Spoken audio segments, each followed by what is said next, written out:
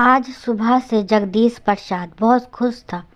अपनी बरसों पुरानी साइकिल को ग्रीस ऑयल लगाकर और सरसों का तेल लगाकर एकदम चकाचक करने में मशगूल था। उसे यूं तल्लीन देख पत्नी ने उसे टोका, इस बरसों से पड़ी खटारा को क्यों इतना चमका रहे हो? और भी बहुत काम पड़े हैं, उनमें हाथ बटा दो। अरे भाग्यवान जानती हो ना, आज मेरा पोता 7 साल बाद घर आ रहा है। 3 महीने का था तब उसे लेकर गए थे अरुण और बहू। आज वो बेटे से किया अधूरा वादा पूरा करने का समय आ गया है। याद है अरुण को जब पहली बार इसकी आगे वाली सीट पर बिठाकर घुमाकर लाया था तो उसने पूछा था, बाबा आपको भी किसी ने ऐसे बिठाकर घुमाया था क्या? तो मैंने उसे कहा था कि मेरे बचपन में साइकिल होना कोई छोटी बात ना थी। छोटी तो अरुण के बचपन में भी ना थी, पर मैं पैसे बचाकर ये राम प्यारी ले आया था। उस दिन अरुण ने मासूमियत से पूछा था, पापा मेरे भी बच्चा होगा क्या? तो मैंने उसे कहा था, हाँ क्यों नहीं होगा, ज़रूर होगा। तब उसने वादा लिया था कि बाबा वादा करो मेरे बच्चे को भी यूं ही साइकिल की आगे वाली सीट पर बैठाकर घुमाओगे, बड़ा मज़ा आता है।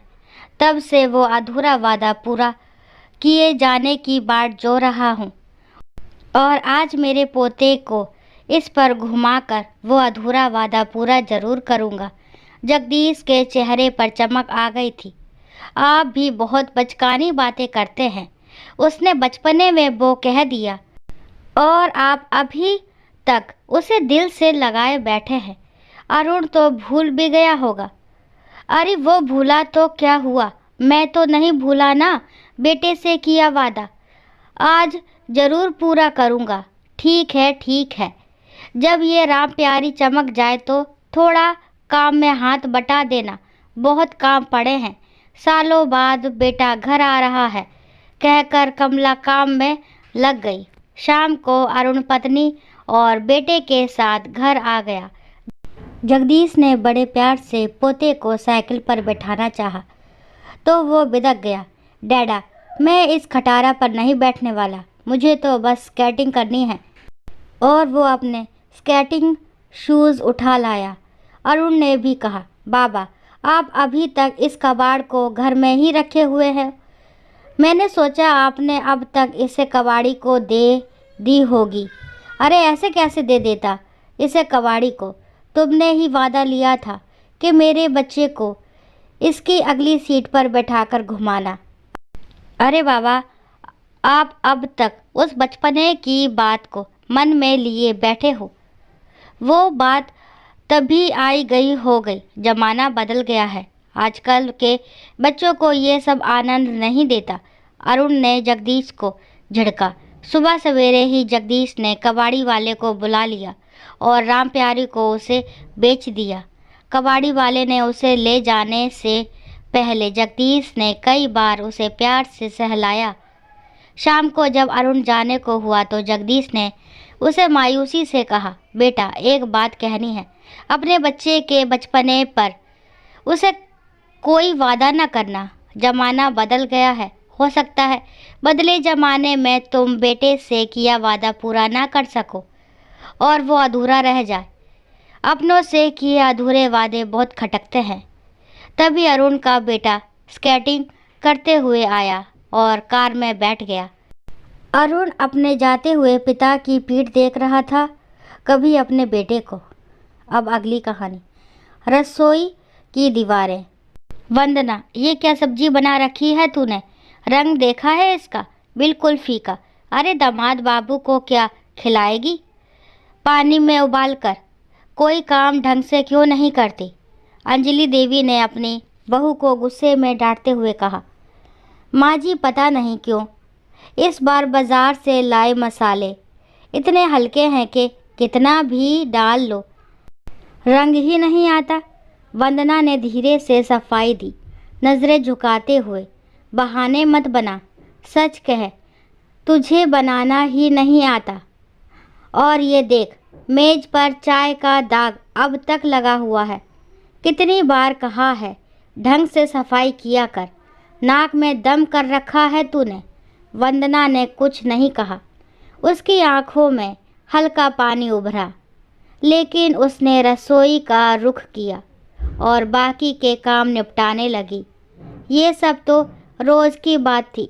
जब तक अंजलि देवी वंदना के काम में कोई कमी नहीं निकाल लेती, उनका दिन शुरू ही नहीं होता था।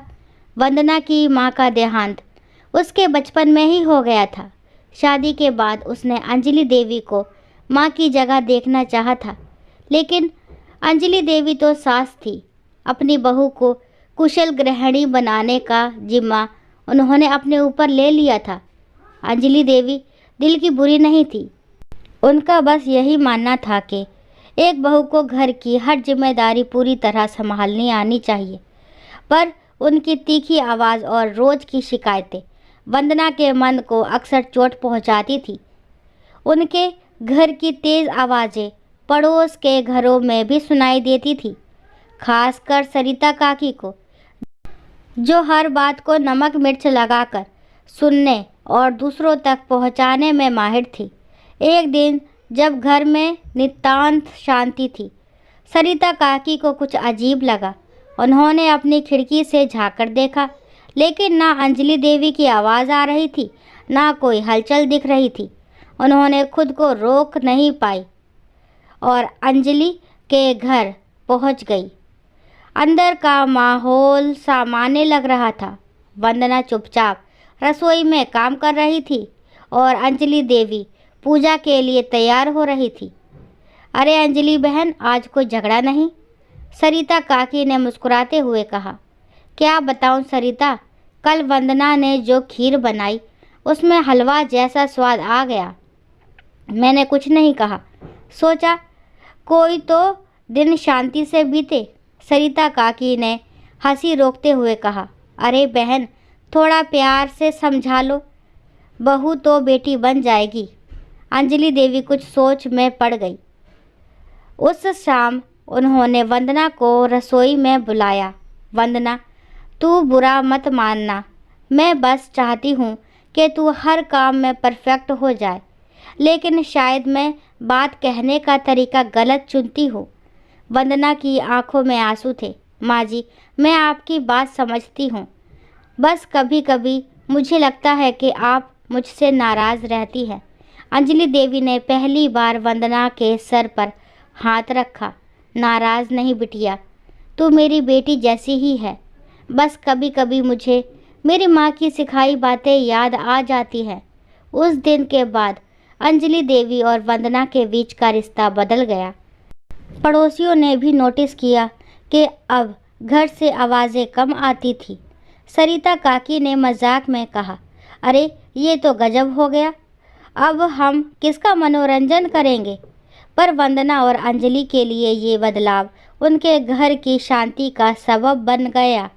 रसोई की दीवारें अब गुस्से की नहीं, प्यार और अपनापन की गवाह बन गई थी। दोस्तों, आशा करती हूँ ये कहानी आपको ज़रूर पसंद आई होगी। अगर कहानी पसंद आती है तो प्लीज़ मेरे चैनल को लाइक शेयर सब्सक्राइब करना ना भूलें, और इस कहानी के बारे में आपके क्या विचार हैं कमेंट बॉक्स में ज़रूर बताएं, और कहानी को लास्ट तक सुनने के लिए थैंक यू। राम राम, राधे राधे।